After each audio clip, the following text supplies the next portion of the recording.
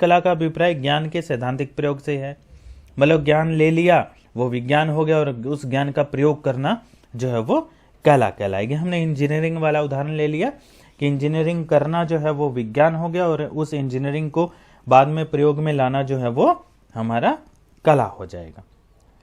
कोई भी क्रिया जिसे कला की श्रेणी में रखा जा सकता है में चातुर्य एवं ज्ञान के प्रयोग पर अधिक बल दिया जाता है और सोच विचार कर किए गए प्रयत्न द्वारा परिणाम प्राप्त किया जाता है, उसको हम कला कहते हैं। चलो पॉइंट टू पॉइंट समझते हैं, थोड़ा सा और आसानी से समझ में आएगा। सबसे पहले व्यक्तिगत कुशलता, पर्सनल स्किल्स। इस संदर्भ में प्रबंध एक कला है क्योंकि संस्था के उद्देश्यों को प्राप्त करने में आने वाली अनेक समस्याओं को प्रबंधक अपने व्यक्तिगत चातुर्य द्वारा सुलझाता है। प्रबंध के कार्यों के लिए सोच विचार, निर्णय एवं समझ की जरूरत पड़ती है। ये गुण विभिन्न प्रबंधकों में अलग अलग मात्रा में पाए जाते हैं। परिणाम स्वरूप उनकी दूसरे लोगों से काम करने की शैली भी भिन्न भिन्न हो सकती है या होती है, और जो शैली या कार्य पद्धति एक प्रबंधक के लिए लाभदायक सिद्ध होती है वहीं वह दूसरे प्रबंधकों के लिए भी सही साबित होगी, ऐसा जरूरी नहीं है। अतः कला की व्यक्तिगत कुशलता की विशेषताएं प्रबंधक में पूर्ण रूप से विद्यमान है। अगला पॉइंट हमारा आ जाता है व्यवहारिक ज्ञान। कला व्यवहारिक ज्ञान की ओर संकेत करती है तथा इसका संबंध ज्ञान को व्यवहार में लाने या फिर लागू करने से होता है। प्रबंध भी एक व्यवहारिक ज्ञान है और व्यवसाय में प्रबंधक का महत्व इस बात से जाना जाता है कि वह प्रबंध के सिद्धांतों को कितना कुशलता और प्रभावशाली ढंग से लागू कर पाता है, न कि इस बात से कि उसको प्रबंध के सिद्धांतों का ज्ञान कितना है।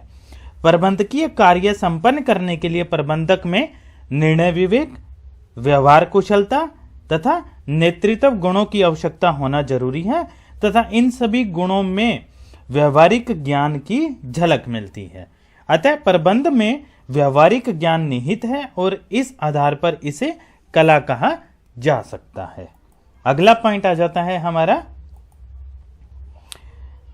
सार्थक परिणाम प्राप्ति धारणा। कला का आधार सार्थक परिणामों को प्राप्त करना होता है। इस संदर्भ में प्रबंध भी एक सार्थक परिणाम प्राप्ति धारणा है क्योंकि इसका संबंध उद्देश्यों को प्राप्त करने से है। प्रबंध में ये सार्थक परिणाम है कम से कम विनियोग व श्रम में ज्यादा से ज्यादा लाभ प्राप्त करना, उत्पादन व विक्रय का लक्ष्य प्राप्त करना, पूंजी पर उचित प्रतिफल सुनिश्चित करना इत्यादि। प्रबंधक की सफलता का मापदंड भी यही है कि वह पूर्व निर्धारित उद्देश्यों को कितनी कुशलता और मितव्ययी का मतलब कम खर्चे में, कम लागत में पूरा कर पाता है।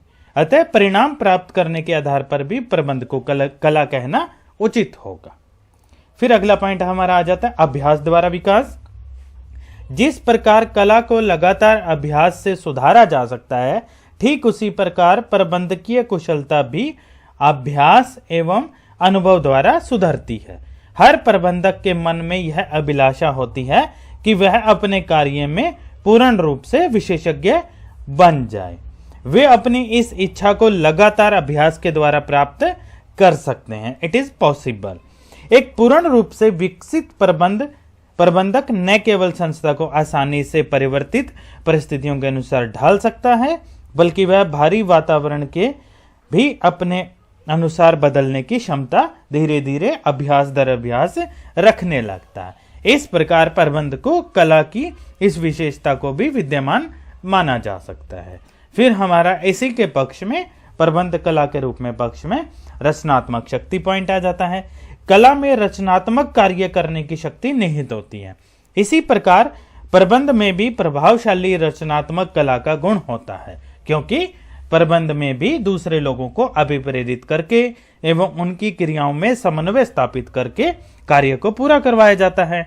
अन्य शब्दों में अगर हम कहें तो प्रबंध कोई व्यर्थ की क्रिया नहीं है, बल्कि इसका उद्देश्य ऐसा वातावरण तैयार करना है जिसमें सभी लोग अपना अपना कार्य पूर्ण दक्षता के साथ पूर्ण कर सकें।